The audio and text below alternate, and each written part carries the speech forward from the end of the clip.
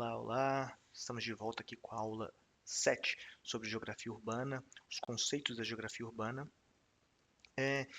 E é um tema que me instiga muito, né? Na verdade, suspeito para dizer, todos os temas aqui eu sempre me empolgo bastante, mas esse tem um aspecto especial, porque apesar da minha área de especialização ser geografia agrária, para compreender o espaço rural, nos leva a compreender também o espaço urbano. Então,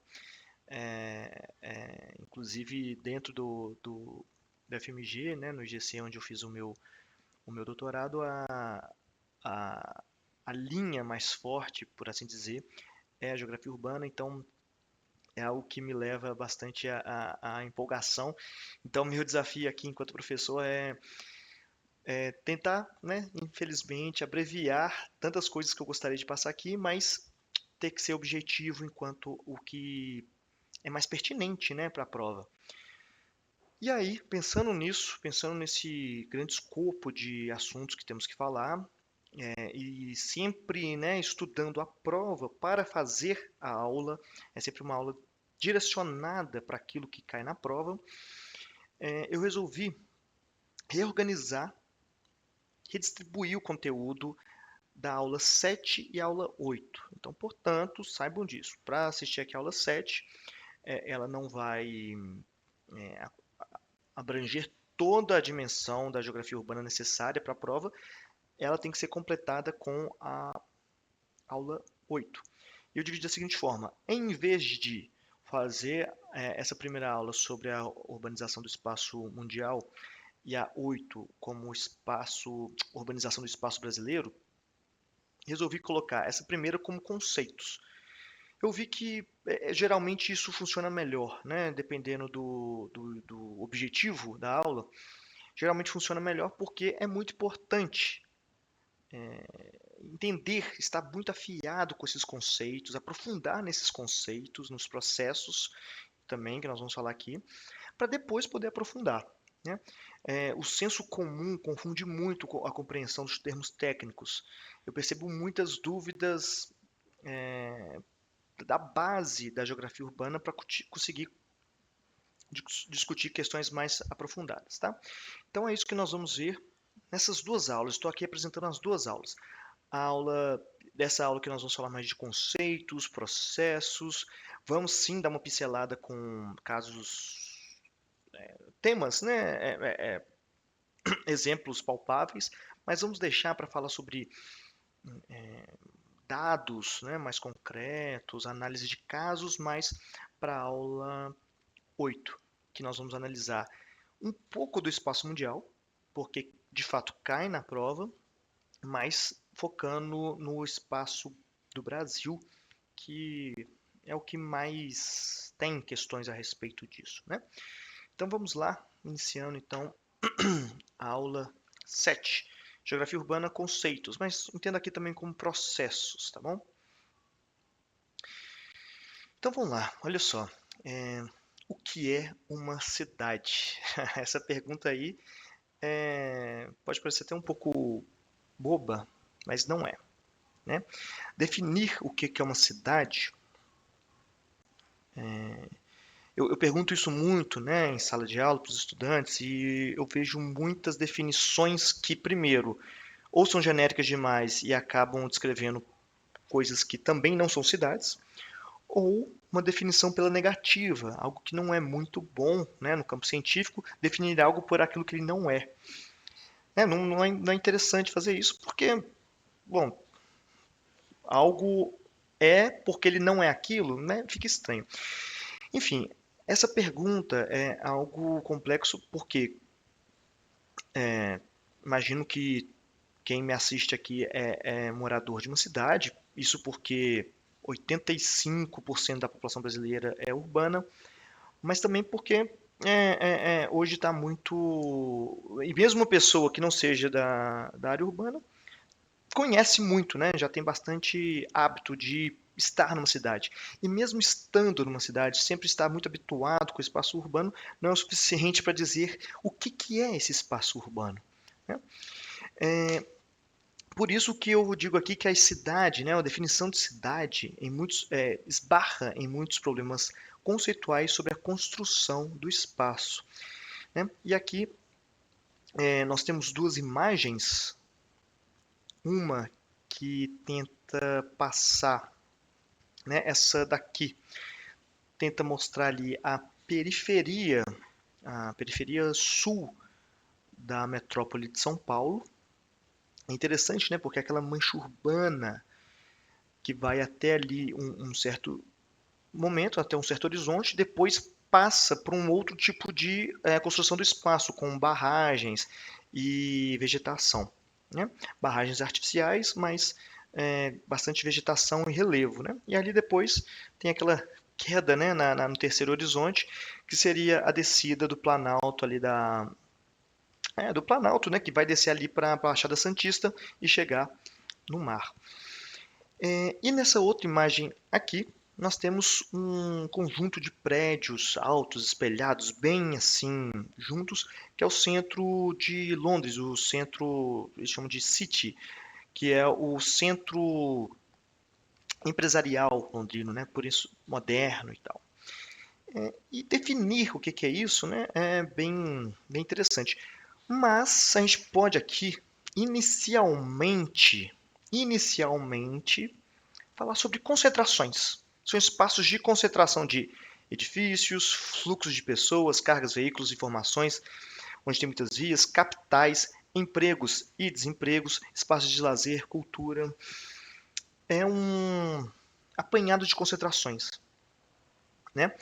Isso pensando na diferença do outro, né? Que não tem tanta concentração. Mas isso não é o suficiente. Nós vamos ver nessa aula que não é o suficiente. Temos que ir um pouco mais. E em algum momento aqui eu vou dar resposta para vocês, que é um pouco frustrante, do que é uma cidade, do que não é uma cidade, pelo menos no contexto brasileiro. Tá? E por que eu faço essa problematização? Muito por conta aqui, ó, dessas duas outras imagens. Olha só que interessante. Nós temos em cima uma imagem que a princípio parece ser de uma zona rural, onde nós temos ali bastante, parece que uma horta, né?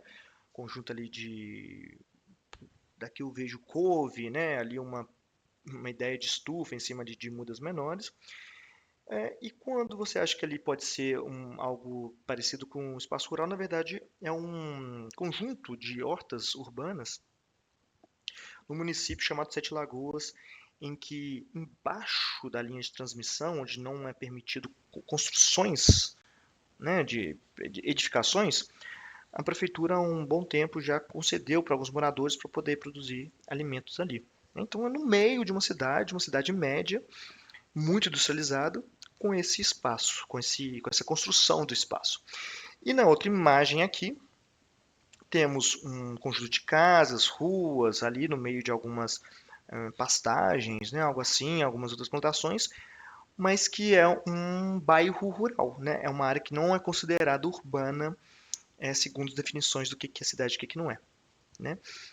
Então é uma contradição que é difícil definir a partir de um só parâmetro ou de um só objetivo. Né? Então, vamos lá. Vamos nos apegar aqui com a ideia de que o que é o urbano, o que é uma cidade. É uma concentração, tá? Concentração dessas coisas que nós listamos.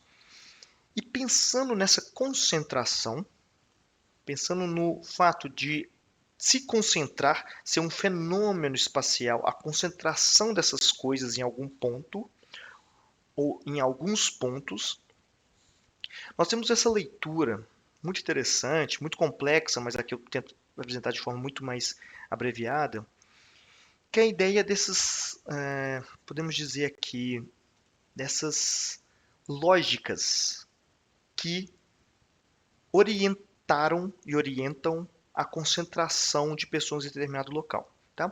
Essa daqui é uma leitura baseada em Henri Lefebvre, é um filósofo francês muito que impactou bastante a noção sobre urbanização, sobre planejamento urbano, sobre geografia. Ele tem uma leitura mais complexa, assim, é um filósofo que né, precisa de caminhos para poder compreender o seu pensamento. Então, eu estou tentando dizer algo aqui que ele põe, mas no sentido mais objetivo do que ele quis dizer. Não é bem exatamente isso, porém nos dá essa ideia de que houve esses três momentos de lógica, essas três lógicas de aglutinação de pessoas em um ponto. Tá? No primeiro momento, a construção de cidades se dá pela lógica da cidade política. E o que seria a cidade política? É aquela concentração de onde se administra, protege e explora um território. Vive dos impostos recolhidos desse território. Cidade do encontro da política, da religião, que, apesar de precisar da troca de mercadorias, rejeita que isso fique no centro das atenções. Não permite que o comércio fique ali nesse meio. A gestão do campo é descentralizada. Tá? Essa cidade política, e aí o exemplo que eu coloco ali, essa imagem ilustrada, é a cidade de Tecnotiplan, que é onde foi a capital do Império Azteca e onde hoje fica ali mais ou menos a cidade do México. Né? É uma cidade que foi, né, naquele momento, como diz, né, a capital de um império e tinha essa mistura entre política e religião e dali se administrava o território.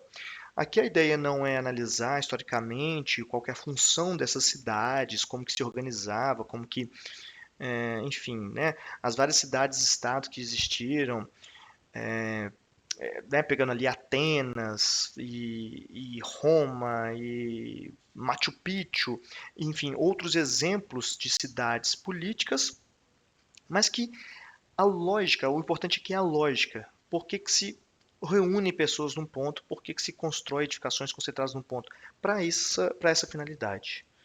Tá?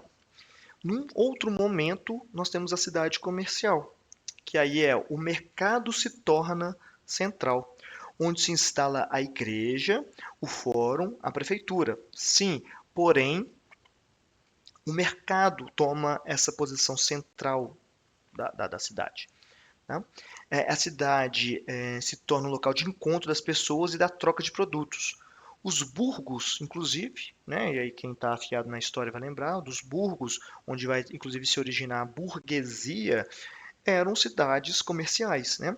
Os burgos, o entrocamento de cidades onde se comercializava, se tornaram importantes cidades nesse momento. Né? Inclusive, tem uma passagem, uma pequena e rápida passagem no livro, acho que é a Revolução Urbana, do Lefebvre, que ele até diz que na época, né, os burgos, o que eram os burgos? Eram muralhas em volta desses polos, né, onde se trocava. E a ideia é de que esses burgos, essas muralhas, protegiam a acumulação de riqueza que ocorria ali naquele meio, né, dos perigos de assaltos e enfim.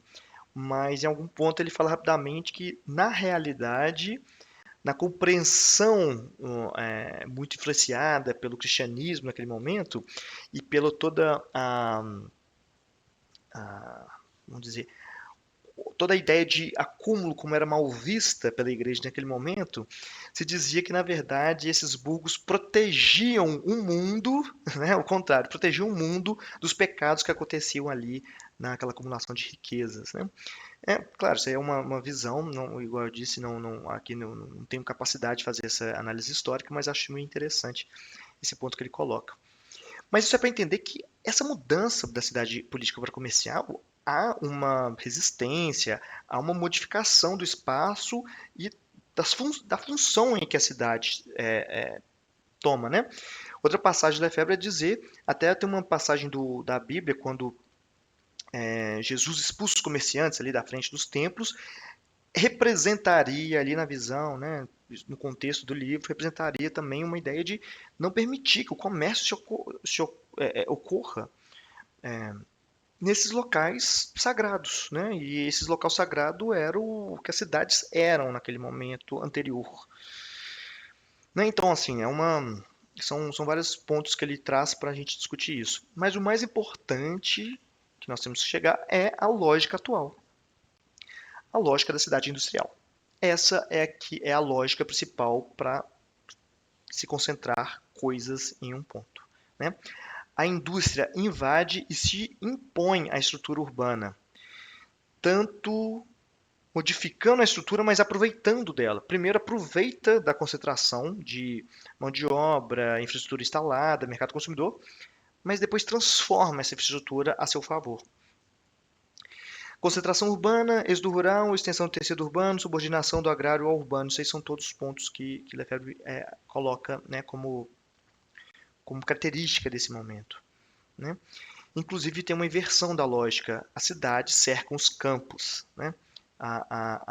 Se na cidade comercial e na política o campo exercia ali uma função muito importante, e ainda hoje, claro, que impõe, que existe essa importância, não estou negando isso, mas a cidade industrial começa a impor a sua própria lógica no espaço rural. Inclusive, isso daí é um ponto que pega muito na visão lefebvriana, que diz respeito da, da expansão do tecido urbano virtual sobre todo o espaço, né? Dizendo que hoje tudo é urbano, e aí muitas pessoas têm uma leitura um pouco distorcida sobre esse assunto, dizendo que hoje não existe mais zona rural, tudo é urbano. Não é isso. A lógica urbana industrial se virtualizou e domina todo o espaço geográfico. Algo mais ou menos assim. Mas também é muito interessante que esse processo de cidade industrial ele se impõe onde a indústria está e onde a indústria não está. Por isso a imposição da lógica em todos os espaços. Então, se você aqui, né, fala, não, peraí, mas a cidade onde eu estou, a cidade onde eu vim, eu conheço uma cidade que não tem nenhuma indústria lá, é tudo roça, é tudo, enfim, não tem nenhuma indústria. Não importa.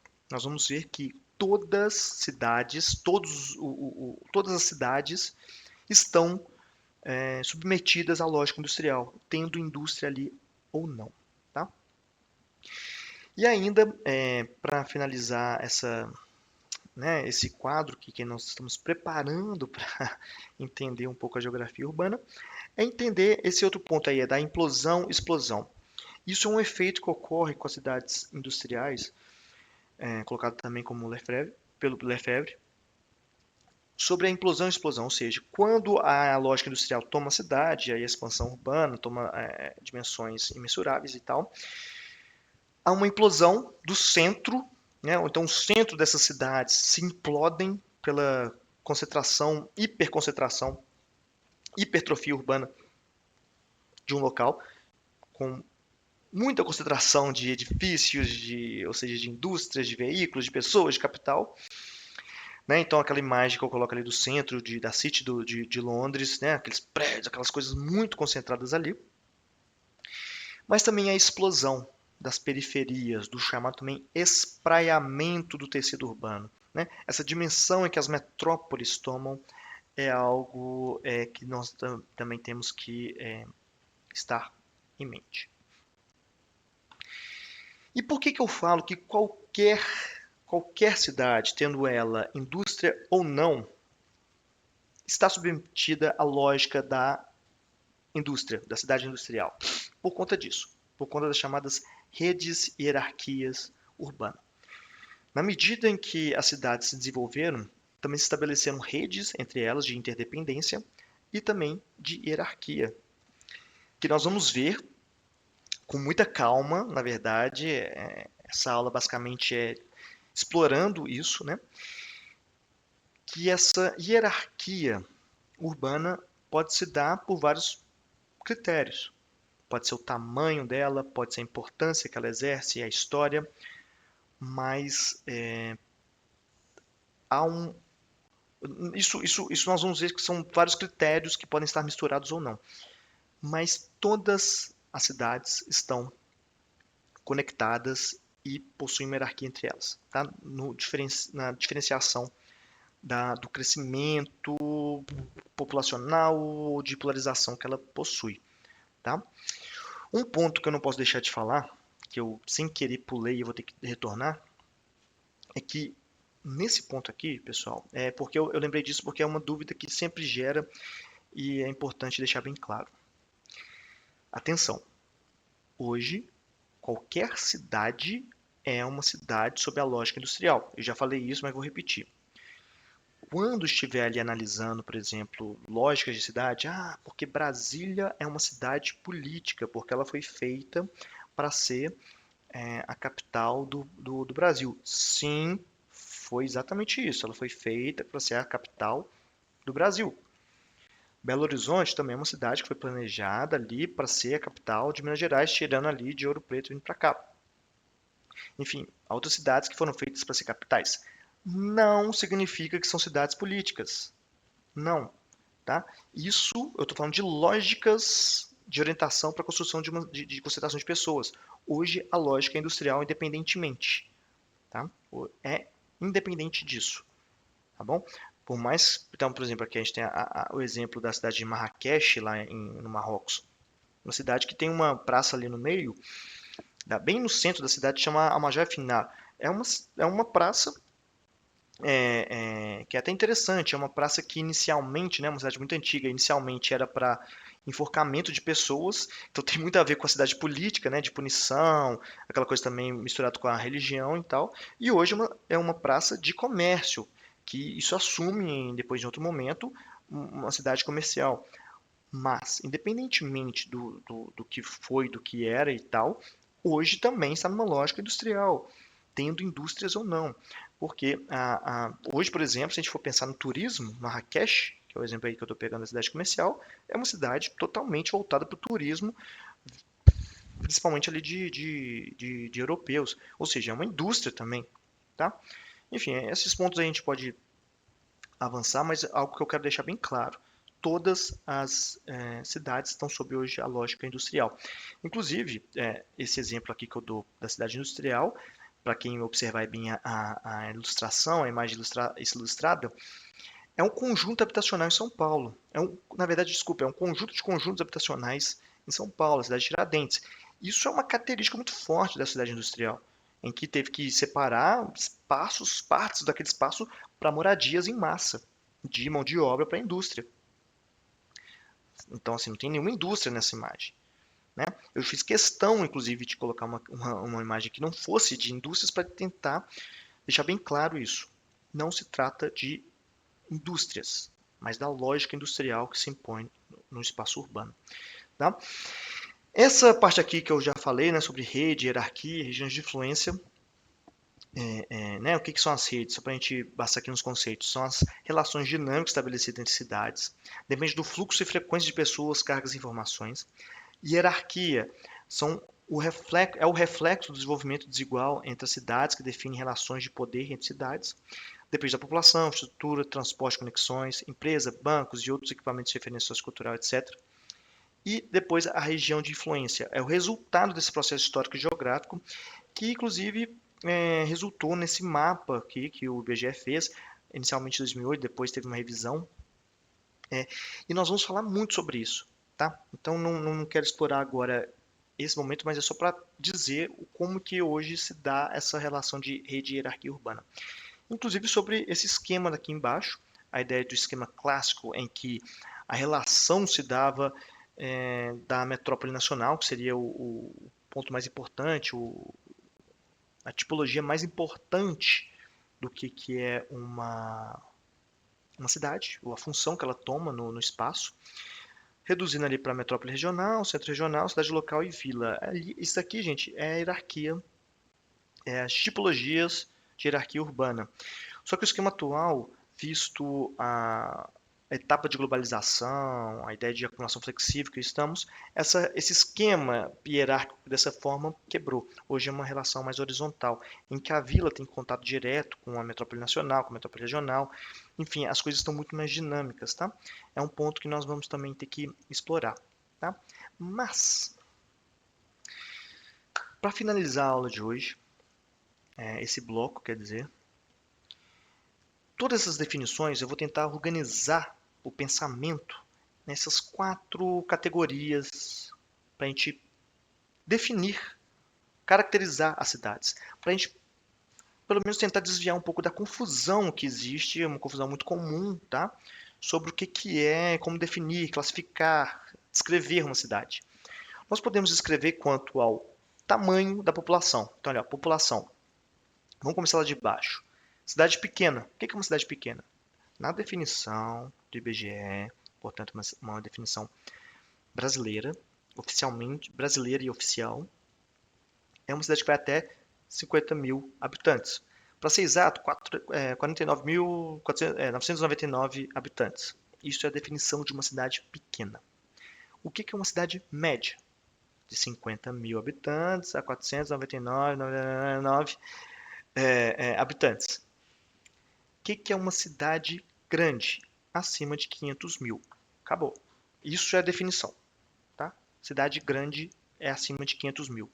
Se ela tiver 37 milhões, como é o caso de Tóquio, ela é considerada, né, como uma cidade grande, porque ela está dentro ali de mais de 500 mil.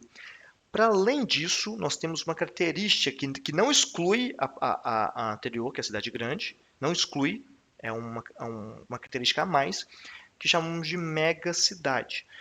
De novo, vou repetir. Se uma cidade é pequena, ela não pode ser média nem grande, ok? Se ela é média, ela não pode ser pequena nem grande. Se ela é grande, ela não pode ser média nem pequena. Mas uma cidade grande também pode ser considerada uma megacidade. O que isso significa? Uma megacidade é aquela que tem mais de 10 milhões de habitantes. Tá? Então, se a gente colocar uma cidade como, por exemplo, vou pegar aqui, né, no que eu conheço aqui, uma cidade igual Juiz de Fora, que é uma cidade em Minas Gerais, tem mais ou menos 600 mil habitantes. É uma cidade grande. São Paulo, uma cidade, né, o município de São Paulo tem algo em torno de 11 milhões de habitantes. São ambas cidades grandes. Tá? Porém, São Paulo é também uma mega cidade, por ter mais de 10 milhões de habitantes. Ok? Hierarquia. Agora pensando num outro tipo de análise. Hierarquia. Nós temos ali a menos. A gente vai falar melhor sobre isso, né? Mas é a capacidade de polarização sobre o espaço. Quanto que aquela cidade pode se polarizar no espaço? Vila é aquela que tem só influência local. Naquele pequeno espaço que ela ocupa, essa é a influência, a polarização daquele núcleo urbano. Pode ser uma cidade pequena, pode ser um distrito, pode ser um vilarejo, pode ser um povoado, depende. Tá? Lembra disso, uma classificação também não exclui a outra. Inclusive, nós vamos ver que nem toda megacidade é o que está ali no topo, cidade global.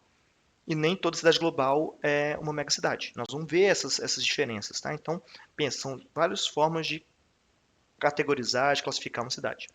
Voltando, cidade local, então ela vai ter vilas polarizadas por ela.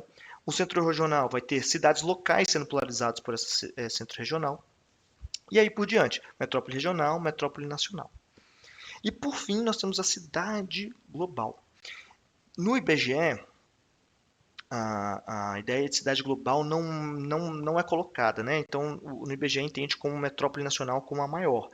Porém, mundialmente falando, se tem esse termo, né, cidade global, muito utilizado, que a metrópole nacional pode assumir a ideia de cidade global, ou seja, para além da fronteira nacional, uma influência que abrange mais do que a fronteira nacional, e nós vamos ver também a definição do que é uma cidade global. Tem várias categorias de cidades globais, né? Então, para finalizar, também, a gente pode classificar também por área de planejamento, né? Uma estratégia de planejamento. É um distrito? É um município? É uma região metropolitana? Isso está na ordem da organização visando o planejamento do local. Também nós vamos ter isso. E por fim, esses nomes metrópole e megalópole são nomes relacionados à conurbação. O que é conurbação? A princípio, conurbação é quando tecidos urbanos de um local e de outro se juntam, atravessando a fronteira. na experiência de quem vai para uma cidade conurbada com a outra, não tem, a princípio, nada separando elas, né? Como se não tivesse nenhuma área rural entre elas. Conurbaram. Mas a conurbação também pode assumir um sentido um pouco mais virtual. A ideia de uma conexão tão forte entre cidades que, apesar de não estarem exatamente conurbadas ou muito próximas de conurbação, já estabelecem uma relação tão forte que pode ser considerada uma megalópole. Quando duas cidades conurbam, metrópole. Quando duas metrópoles se conurbam, megalópole. Pessoal, nós vamos finalizar por aqui. Essas são as categorias que nós vamos explorar, tá? Basicamente, essa aula toda vai ser sobre isso. No final, ainda nós vamos falar sobre alguns problemas, alguns conceitos sobre problemas socioambientais que existem na cidade. E ainda no finalzinho, falar sobre o Estatuto da Cidade também, que é muito importante, tá? Mas é isso, espero que tenham gostado e até a próxima.